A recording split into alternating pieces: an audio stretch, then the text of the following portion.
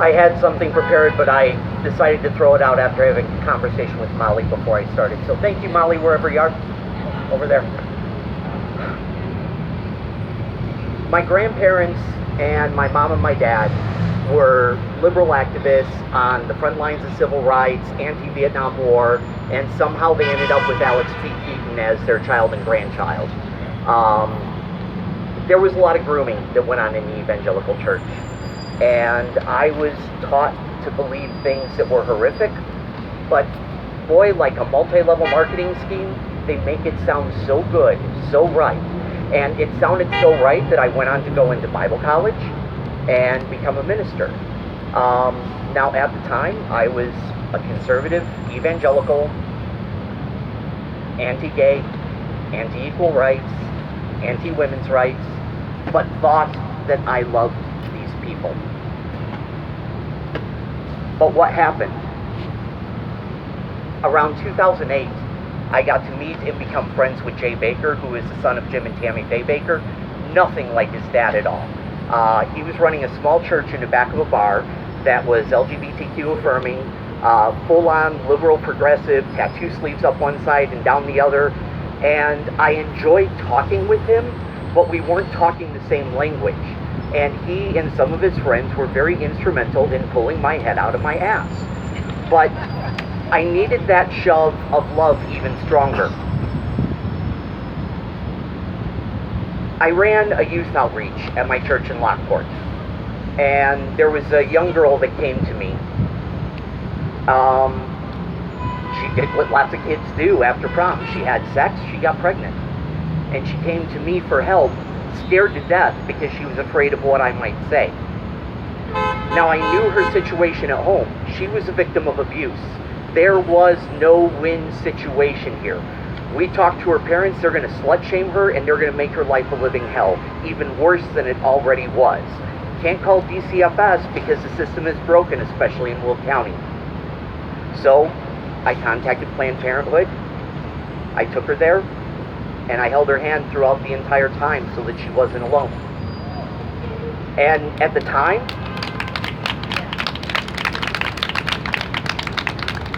I was conflicted, but I also saw the juxtaposition of walking by the protesters with the signs that were holding up signs that I used to hold when I was a teenager in the 80s. And that came with a mixture of love for her and shame for who I was. About a month later, I was at a barbecue. A couple of my congregants were there, and a woman and her husband took me to the side, and they were like, "Pastor Pat, we need to talk to you." And I'm like, "What's going on?" And they tell me that she's pregnant. And I knew her situation. She had a lot of mental health concerns, and she was on a lot of different medication. She can't go off her medication. They only had one play, and they were terrified.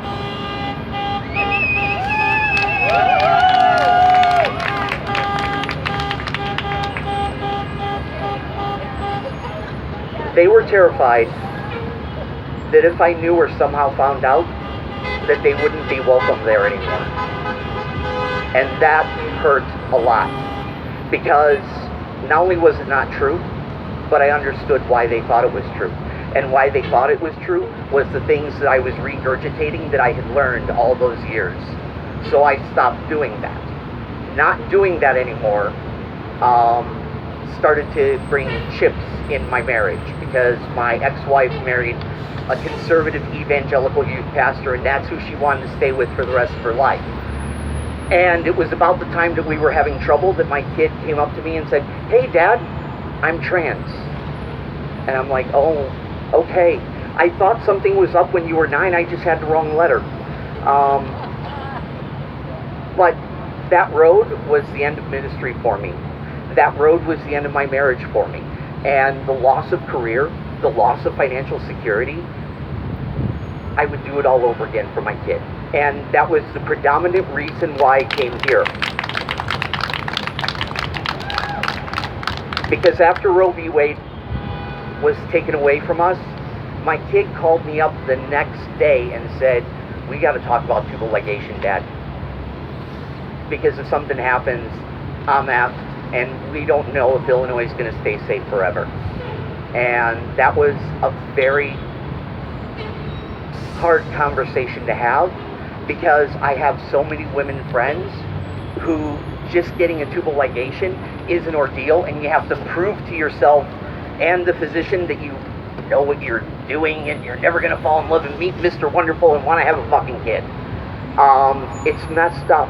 And for a trans child, we have a hard enough time with physicians, OB-GYNs, and a lot of other people who should be on board, who should understand, but they don't.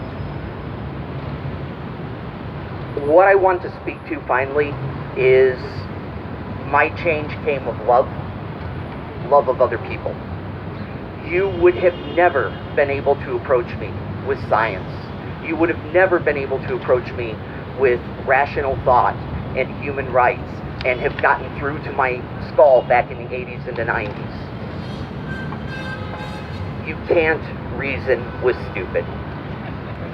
And at the end of the day, we of the evangelical community, we are conditioned to believe in this heaven and hell, Satan and God dynamic, and it's all very black and white, and compassion and love takes a back seat, as does science. God damn, I used to believe that the earth was 6,000 years old until I was in my 40s. That's fucked up.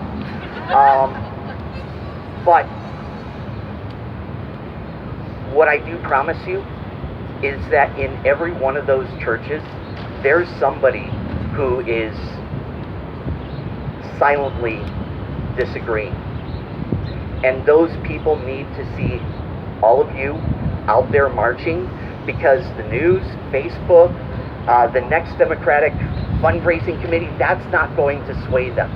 Seeing people out there is going to give them permission to talk, ask questions, grab a sticker, and privately contact for more information. So what we do here is important. It matters, and it touches those people who are living in silence and want to do more, but are terrified. You offer them the invitation and the courage to do that.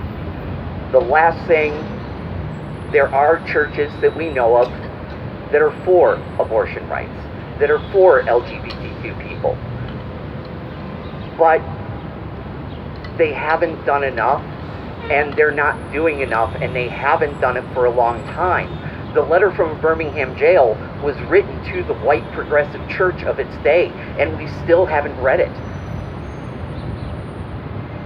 When you interact with those people at the Methodist churches, at the UCC churches, at the Universal Unitarians, engage with them. Get them out here, because putting up a sign that says all are welcome isn't enough. It protects the four walls, but not the country. Thank you.